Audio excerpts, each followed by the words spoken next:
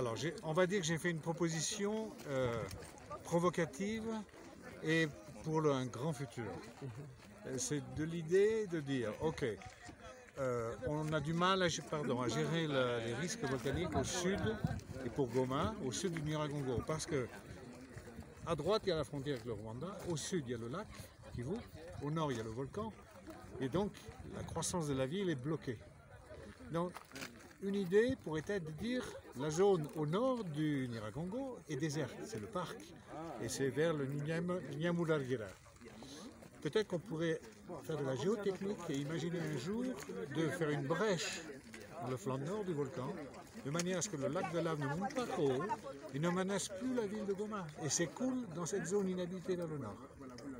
Voilà, c'est une proposition très révolutionnaire. De manière pratique, ça peut prendre combien de temps s'il y a les moyens? Alors, c'est une proposition qui est très révolutionnaire, qui n'a pas été faite dans le monde à grande échelle. En Indonésie, par exemple, on a creusé des tunnels dans des volcans pour évacuer les lacs d'eau des cratères. Pour pas que ça monte trop haut. Mais là, c'est de la lave, c'est différent. Mais ça serait un gros projet international, soutenu par des grandes organisations. Le Congo tout seul ne peut pas réaliser une opération du genre. Et puis, il faut des conditions techniques adaptées. C'est un projet qui doit monter en puissance et auquel on doit réfléchir, débattre, mais pas avant, je dirais au minimum 10 ans, si jamais on se mettait d'accord pour le faire. Mais il faut le faire. Ça peut être un axe de réflexion.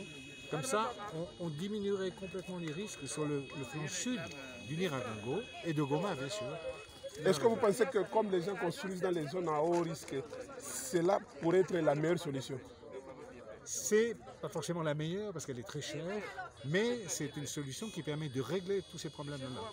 À savoir, comme éviter les coulées qui viennent dans Goma, de nouveau des victimes, ça soulagerait l'observatoire, ça éviterait d'avoir à détourner les coulées, et ça éviterait d'avoir des coulées qui rentrent dans le lac Kivu, où on enverrait tout vers le nord, une zone qui n'est pas habitée.